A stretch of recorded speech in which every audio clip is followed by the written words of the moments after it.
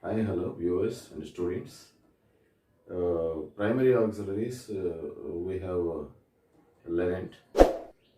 Today we are going to see modal auxiliaries. We know that there are 13 modal auxiliaries and how they are used in our daily life, their uses. Let us see with all examples. Modal auxiliaries, they are 13 and their uses. We see now their uses separately. Before that, the different modal auxiliaries we have in English are will, would, shall, should, can, could, may, might, ought to, used to, need, dare, must. Okay. Let us see their uses separately. First one, will. Will is used to express duty, volition, promise, determination, willingness, habits, etc. And of course, will is also used to make interrogative, negative interrogative, and polite requests. Let us see will in different examples of sentences.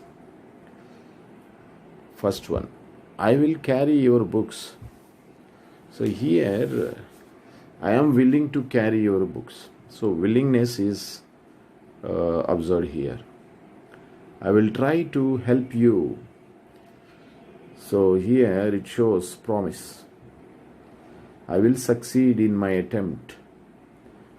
It shows my determination. He will talk about nothing but films. So he has a habit of talking about films. Okay, it shows his habit, someone's habit. Will. Okay, will you have tea? So it is formed in question but indicates invitation. Will you have tea? It shows some indication, invitation. Will you give me your pen? It's a question, interrogation. Won't you give me your pen?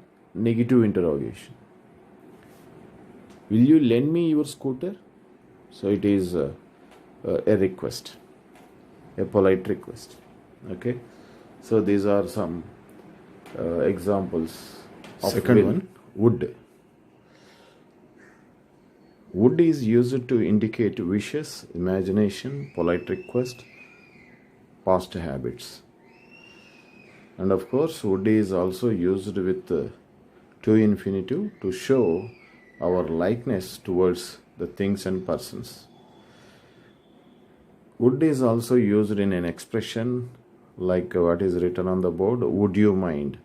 Would you mind expression is used to ask people their objection on something if they have. Polite way of asking objection. Okay. So would is used in a different situations that I have written on the board. Let us see in examples of sentences. I wish I would pass in first class. So it is a wish. If I were a bird, I would fly. It is a conditional clause, second conditional clause. Okay. So it is used for imagination. Okay. Would. Third one, would you tell me the way to railway station? It's a polite request. Okay. I would walk 2 kilometers every day, not at present, but in the past. So would is used to indicate past habits. Fifth one, I would like to marry you. Our likeness towards persons and things. I would like to marry you. I would like to sing a song. Okay. Seventh one, would you mind closing the door? It is a polite request. He said that he would go shall. Shall is used in simple future for I and we to indicate future. If shall is used for second person and third person, it indicates command, threat, and promise. Okay, let us see in example. First one, I shall go. It indicates future. We shall go also indicates future. So first person singular or plural, shall is used for future indication. Next, third one, you shall be punished. He shall not enter my class. You shall have a holiday tomorrow. In these three examples, shall is used for second person you, third person he. Indicates threat, command, and promise. As you can see there on the board, you shall be punished. It's a threat. He shall not enter my class. Command. You shall have a holiday tomorrow. Promise. Okay. So second rule. Shall is used for I and we to make interrogatives and negative sentences. Example, I shall not eat meat. We shall not do it.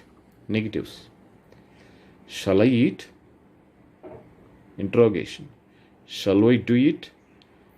Question. Okay. So there is a note. Some children are trying to write will for I and we to make questions. So they are completely wrong. Will, let us see the note. Will won't be used for I and we to make questions. Example, will I go is incorrect.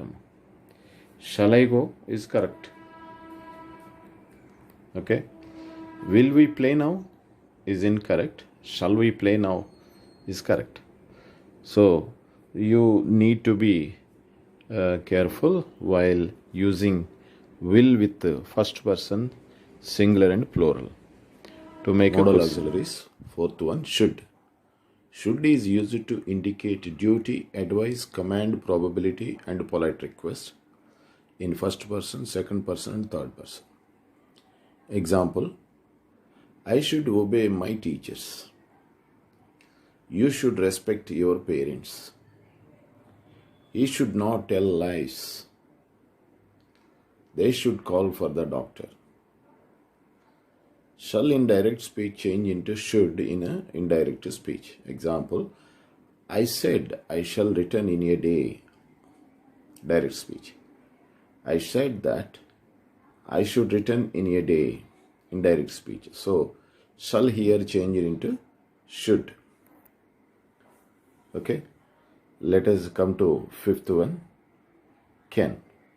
Can is used to give and take permissions and is used to make negative and interrogative sentences. Example, can I have your pen? You can go now. It cannot be true. What can I do for you? Okay. Note. Can future form is be plus able to. We can use be plus able to instead of can. Okay. Example, I will be able to speak English. So be able to is equivalent to can. Okay. They will be able to lift the box. So be plus able to is equivalent to can. So this can also represent future form. Modal auxiliaries. Sixth one, could. Past form of can is could. First use. Could is used to show past polite and polite request. Examples, I could play tennis. He could run 10 kilometers a day. These two examples are indicated past ability but not at present. He could run 10 kilometers a day, so it is not at present. I could play tennis, it is not at present. Okay, so these two are showing past ability. Third one, could you please tell me the way to railway station? So polite request. Seventh one, may. May shows probability. First rule, may is used to indicate permission, possibility, wish, purpose, and polite request. Examples, may I come in, sir? It is an asking permission, polite request. He may come he may come, possibility. May God bless you, it's a wish. See well, you may be perfect, it's a purpose.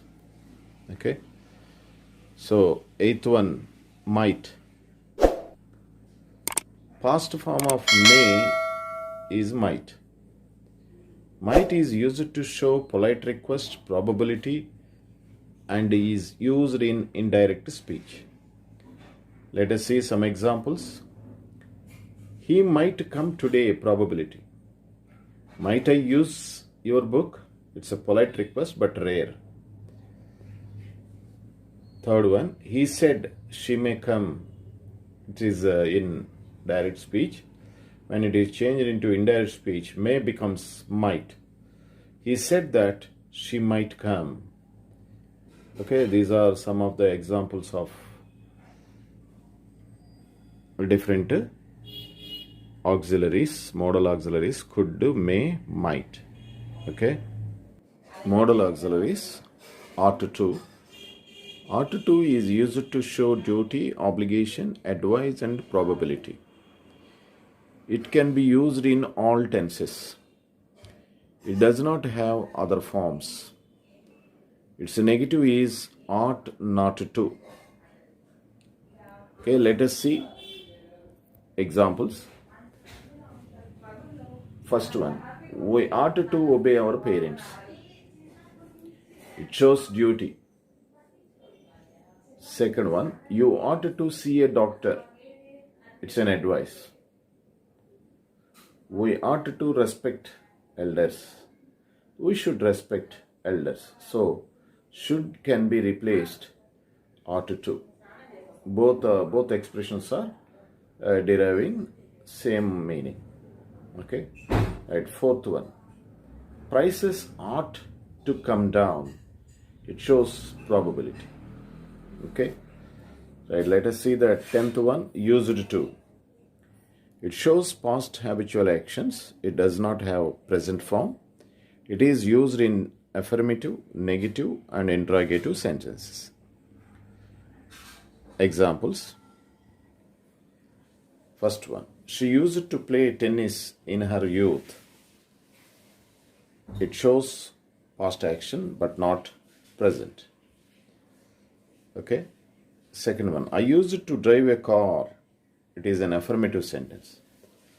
It also shows that past action, not at present. I used not to drive a car. It is in negative. Used I to drive a car, it's an interrogation. Need. Okay. It is used as a main verb and a modal verb. It is used in all tenses. Let us see some examples. You need parental care.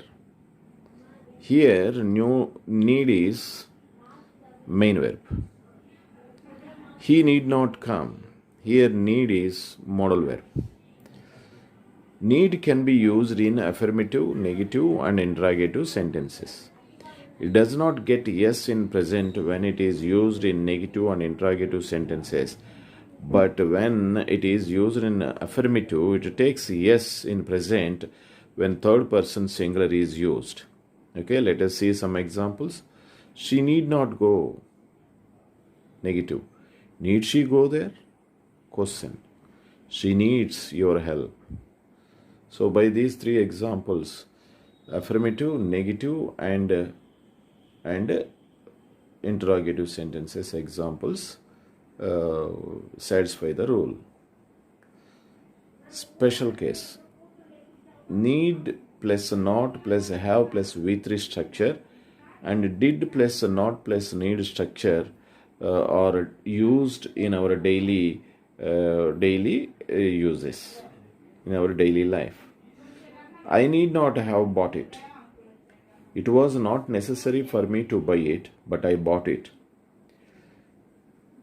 Another structure: I did not need to buy it. It was not necessary for me to buy it, and I did not buy it. And you can understand much more a lot by taking another example. Rajesh need not have taken taxi. It was not necessary for Rajesh to take a taxi, but has taken. He has taken. Rajesh, second one, Rajesh did not have taken taxi. It was not necessary for Rajesh to have a taxi and not taken. So these type of expressions are very common in our daily life. Better focus on these expressions. Modal auxiliaries. 12th one, dare. Dare is used as a need, as a main verb and a modal verb. To is used after dare. Dare not is its a negative form. Dare say expression is very common in our daily life. Let us see them in examples. He dares me to do it, main verb. She dare not oppose me, modal verb. I dare say he will pay you soon. I suppose. Dare say is used in the meaning of suppose. So I suppose he will pay you soon as he earns. Okay, right. 13th one, last one, must. It is used in present and future tenses. Okay, it does not have past form. It is used in duty, obligation, advice, and command. Let us see it in examples. I must go to school shows duty. I must stop smoking, obligation. You must get up early during exams, an advice. You must do it. It's a command. It's a command. So let us see some must forms. Present tense must, and it is also equivalent to have to or has to. Okay, past tense must can be converted into had to. Okay, because it does not have past form. Future shall have to, will have to. Some of the modal auxiliaries are termed as defective verbs. They are shall, should, can, could, will, would, may, might, dare, must, ought to. They are termed as defective verbs because they are not used in all tenses and in all modes. And they do not take yes form, to infinitive, or ing forms when they are used in third person singular. Okay, so it is the reason why these modal auxiliaries are called defective verbs. Okay, so thank you viewers and students for supporting me, encouraging me. I try my level best to provide you all the needed information for improving your English. Please continue encouragement. Your encouragement is our inspiration.